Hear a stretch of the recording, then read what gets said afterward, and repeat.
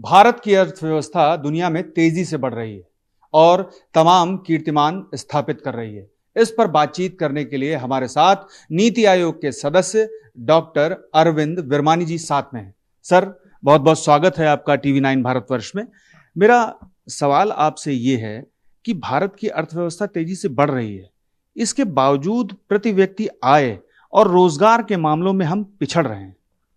ये जो आप कह रहे हैं ये एक्चुअल डेटा और फैक्ट्स पे बेस्ड नहीं है, ये लोगों का इम्प्रेशन है और ये इम्प्रेशन ठीक नहीं है। मैं 2-3 नंबर्स आपको बताऊंगा।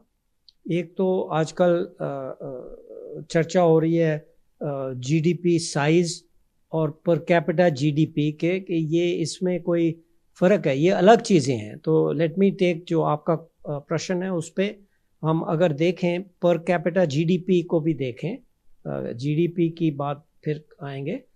जो पर कैपिटा जीडीपी हम कंपेयर करें, मैंने किया है पिछले 10 साल में क्या हुआ है और उससे पिछले 10 साल में क्या हुआ है। तो इसके लिए जिसको वेलफेयर कहते हैं, जो आप कह रहे हैं वेलफेयर ऑफ द पब्लिक, तो उसके लिए हमें per capita GDP at purchasing power parity use करना होता है।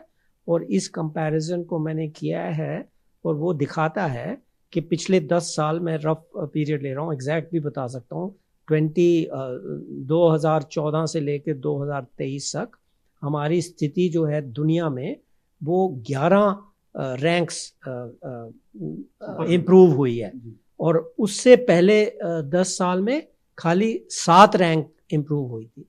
तो हमारी रिलेटिव पोजीशन दुनिया में इम्प्रूव हो रही है पिछले खाली 20 साल से नहीं, 30 या 30 साल मिनिमम से हो रही है और ये इंक्रीज हो रही है, इसका मोर रैपिड हो रहा है। 11 रैंक पिछले 10 साल में, 7 रैंक उससे पहले 10 साल से। तो ये जो लोग कहते हैं ये डेटा पे बेस्ड नहीं है, हम डेटा को देखें तो हमारी इंटरनेशनल रैंक भी इम्प्रूव हो रही है। सर, IMF का जो डेटा है उसके अनुसार भारत चौथी अर्थव्यवस्था बनने की दिशा में अग्रसर है। कब तक भारत चौथी अर्थव्यवस्था बन जाएगा दुनिया में? तो कई लोगों के फोरकास्ट होते हैं। मेरा फोरकास्ट जो मैंने दिसंबर जनवरी में दिया था, मैंने भी यही कहा था कि इस साल मतलब 2025 में लाइकली है, क्योंकि ये एग्जैक्ट प्रेडिक्शन तो होता है, प्रेडिक्शन होता है कि लाइकली है कि हम चौथी रैंक पे पहुंच जाएंगे। और उसके बाद अप्रैल में IMF ने भी दिया है अपना फोरकास्ट। वो हर साल अप्रैल में 5 साल का फोरकास्ट देते हैं। तो उस फोरकास्ट में भी आया है कि इस साल मतलब 2025 पूरे साल में हम चौथी रैंक पे पहुंच जाएंगे। तो उन्होंने भी कंफर्म किया है जो मेरा फोरकास्ट था। इसका मतलब है हम दोनों का फोरकास्ट यही है कि इस साल, ऑफ कोर्स जो एक्चुअल डेटा है वो तो अगले जनवरी फरवरी में आएगा, पर इस साल फोरकास्ट है, मेरा भी है और IMF का भी है कि हम चौथी दर्जे पे पहुंच जाएंगे। सर, ये भी दावा किया जा रहा है कि हम चौथे अर्थव्यवस्था बन चुके हैं, इसमें कितनी सच्चाई? नहीं, सच्चाई की बात नहीं है, डेटा चाहिए होता है ना। सच्चाई या बुरे किस चीज़ पे आप करोगे? तो डेटा जब आएगा तभी मैं इसकी बात कर सकता हूँ ना कि क्या पहुँचे हैं नहीं पहुँचे हैं। जैसे मैंने कहा 2024 का डेटा हमारे पास है, उसके हिसाब से मैं ये बता सकता हूँ। मैं उसके हिसाब से एक इंडेक्स बनाता हूँ जिसका नाम है VIP index of economic power. जो हम डिस्कस करते हैं साइज का, वो US डॉलर में करते हैं। हमारी रुपीज़ में हमारी होती है, जापान की येन में होती है, वो सबको US डॉलर में कन्वर्ट करके फिर ही हम उसका अंदाज कर सकते हैं ना कि कौन सा कम है कौन ज़्यादा है। पर तो उसका तो मैंने फोरकास्ट दिया था। क्या बेसिस था मेरा फोरकास्ट था जो मेरा VIP इंडेक्स है वो दिखा रहा था कि हम 24 में ही हमारी इकोनॉमिक पावर, जिस तरह मेरा VIP से करता हूँ, वो जापान से ज़्यादा हो गई है। तो मेरे हिसाब से इकोनॉमिक पावर बढ़ गई है, पर जो US डॉलर GDP है वो इस साल के अंत में होगी। यानी कि 2025 के अंत तक भारत, नॉर्मल हम डिस्कशन करते हैं डॉलर्स में, तो भारत 2025 के अंत तक चौथी अर्थव्यवस्था बन जाएगा, ये आपका कहना है? हाँ बिल्कुल। सर, चौथी अर्थव्यवस्था बनने की दिशा में और उससे आगे जाने के लिए नीति आयोग का और आपका क्या सुझाव है कि भारत तेजी से बढ़ता रहे लगातार? देखिए, हमारे सुझाव होते हैं, डिपार्टमेंट्स के होते हैं, डिवीजन के होते हैं। अब तो प्रधानमंत्री जी ने अभी निर्देश किया है, वो चेयरमैन थे, वो जो कॉन्फ्रेंस हुई है सैटरडे, ये सब मिलके होता है। तो मैं कहूँगा हमारे खाली ये नहीं है टीम इंडिया के, पर मैं जो हम समझते हैं उसके 4-5 चीज़ें इम्पोर्टेंट मैं कह सकता हूँ। तो हमारा गोल खाली यही नहीं है कि ग्रोथ ज़्यादा हो, जिसको हम कहते हैं सस्टेन्ड, फास्ट, इंक्लूसिव ग्रोथ। तो हमारा दोनों का है, तो इकट्ठा ही बढ़ना है, ग्रोथ को भी बढ़ाना है और इंक्लूसिव भी होनी चाहिए ग्रोथ, के सबको इसका फ़ायदा हो, सबके साथ सबका विकास। आपने सुना ही हुआ है, प्रधानमंत्री जी का कहना है।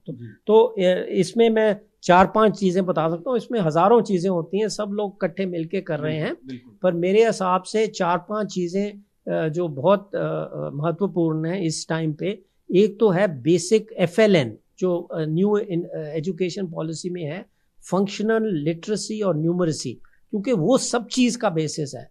आपको अगर बेसिक पढ़ना ही नहीं आएगा, अगर आधे बच्चे पढ़ ही नहीं सकते, तो कोई उन्नति नहीं हो सकती। यानी कि बेसिक शिक्षा को बढ़ावा दिया जाना चाहिए, इम्प्रूवमेंट। और हमें इसका रिजल्ट भी मिल रहा है, ये मैं थ्योरी में नहीं कह रहा। हमने देखा है कि पिछले 10 साल में यूपी ने काफ़ी इस पे एफर्ट किया है। मैं नहीं कह रहा कि और ने नहीं किया, पर यूपी ने किया है। उसका नतीजा दिख रहा है कि 10% इम्प्रूवमेंट हुई है।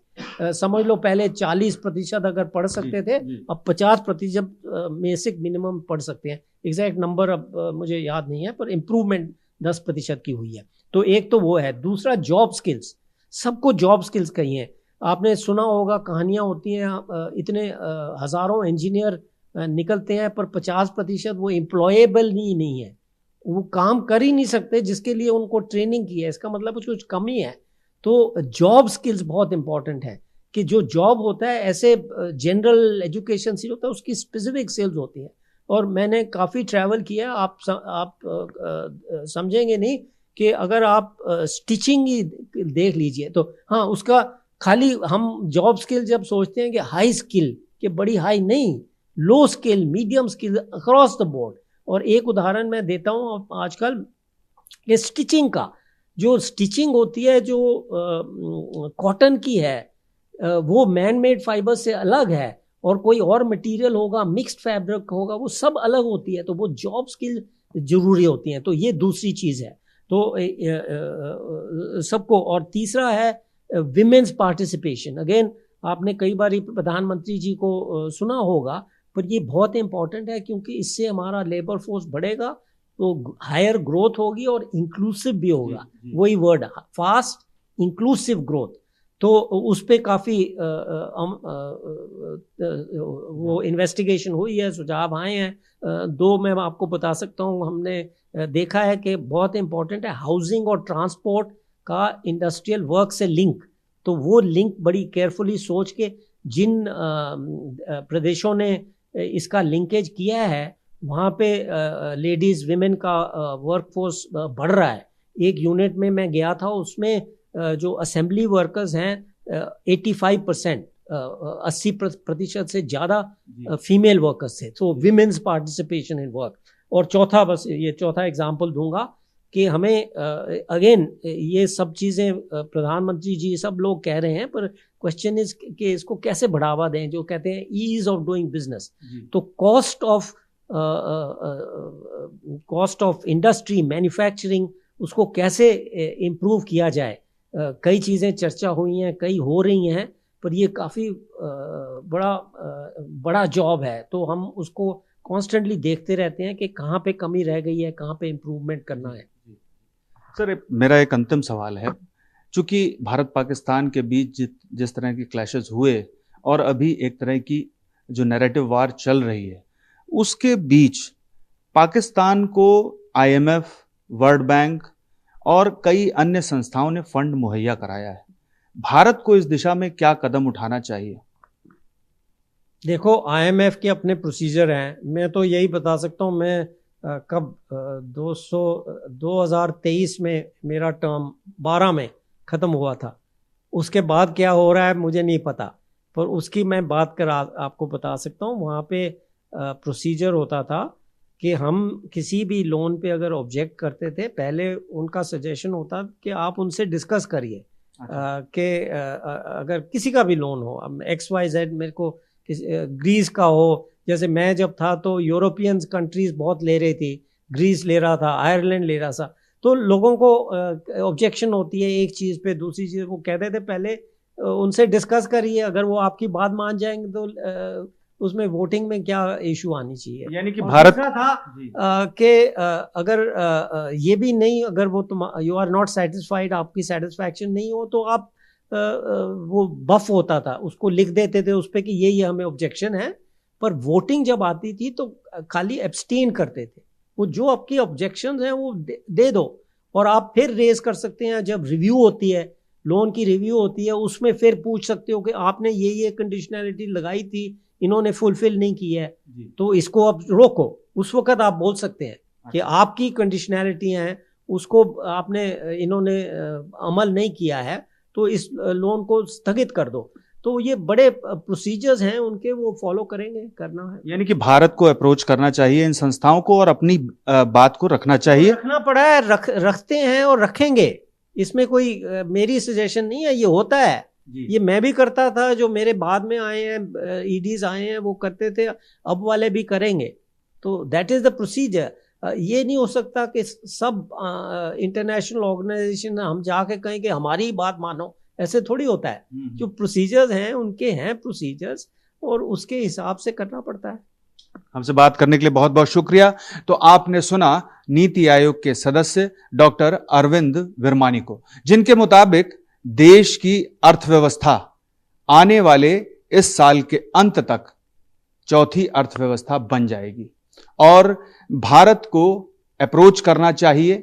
जो भी संस्थाएं, अंतर्राष्ट्रीय संस्थाएं पाकिस्तान को लोन दे रही हैं, फंड दे रही हैं, वहां पर अपनी बात रखनी चाहिए। पीयूष पांडे, TV9 भारतवर्ष, नई दिल्ली।